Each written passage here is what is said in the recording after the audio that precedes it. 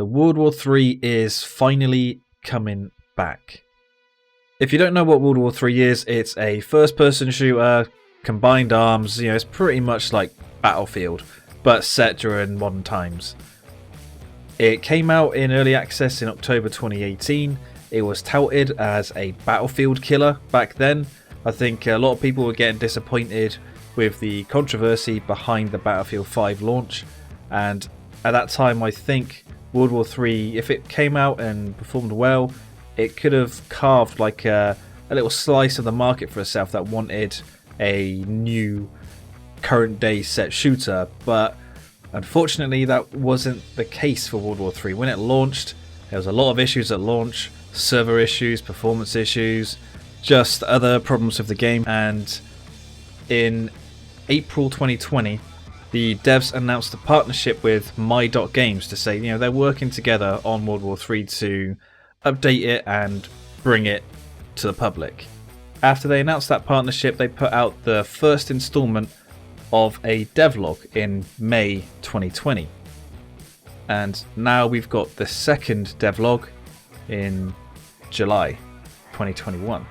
So it's been quite a bit of a wait to see what's actually been going on with this game, but they have actually been working on it. And what you're seeing now is their recent devlog video. So we're going to go through it, give you my thoughts on it. So let's jump back to the start. If you didn't actually know, this channel actually started with World War III. I made 4 videos in October 2018. So I'm looking forward to what this update is. And what you can see is some new animations going on. These new animations seem to be like more aggressive, I would say, than older animations. They seem to really want to, get that magazine in, pull the bolt back and just really get back into the action. So those animations are looking, really nice. And I believe all this footage you're seeing has been recorded by, the devs and testers behind the scenes.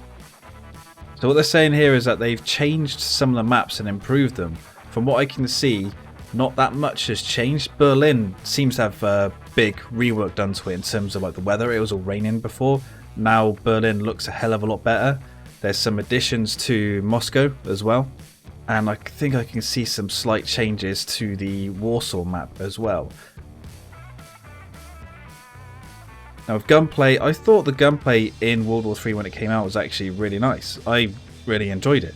They're saying they've improved it, changed the recoil. This is the animations they're putting in as well. When I get my hands on the game, I'll be able to give you my thoughts on how it currently plays. But yeah, I am looking forward to getting my hands on it. The grenade throwing animation seems a bit janky, but apparently that animation you just saw was someone throwing the grenade and cancelling the animation to go into a double sprint. It was like a bit of a bug maybe. I like this deployment for the vehicles where you parachute in the vehicles, because that will stop people like camping vehicle spawns. I think that's a good little thing they've put there. I'm not too sure about the poison grenades though, that seems a bit strange to me. And the explosion effects are looking nice. Drones and strikes. Drones are like equipment or almost like kill streaks, and so are strikes as well. They can be like bombing runs, things like that. The backpack, I love this idea. Everyone's going to say it's pretty much stolen from Battlefield 2042, because you can change your attachments on the fly just like you can in 2042. But 2042 didn't come up with this. It's been in shooters since Crisis, I think it was the first Crisis that did it. And the work that the devs have put into this attachment changing system, I don't think they would have been able to do that from when 2042 first showed it off. But I hope this attachment changing system becomes like a new standard in first person shooters. It's going to give you a lot more flexibility in terms of your loadouts. And changes to the movement system is always good. I like being able to quickly move, slide around. I think sliding will work well in this game because it's not a realistic shooter, but being able to jump out of windows, climb in through windows to get sneaky flanks on people, that would be really nice. And vehicles, well, if you're new to this channel, I'm not really a vehicle person. I like playing these games that have vehicles like Battlefield, Hell Let Loose, but I'm like an infantry guy. But changes and improvements to the vehicle system is always good, because hopefully that'll bring in more people who actually want to use the vehicles. And customization. World War 3 when it launched was amazing with its customization. It had so many options for your person, for your weapon. It was insane. What they're showing off here is an improved menu system which does look like quality. It looks really good. But I think this is where the microtransactions will come into the game. You're going to see probably a lot of microtransactions for skins and other little, hopefully just cosmetic items only. If they bring in any microtransactions for extra weapons, extra strikes or vehicles, then nah, that's just pay to win and they failed. I think My.Games do have a bit of history when it comes to pay to win microtransactions or just bad microtransactions in general. So we've really got to hope that that doesn't come across to World War 3 because that will kill the game. And the new UI elements look really clean.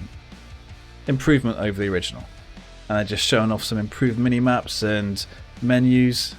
What they're talking about here is being able to spawn in the right place, but to me it looks like you can just choose which control point you want to spawn at.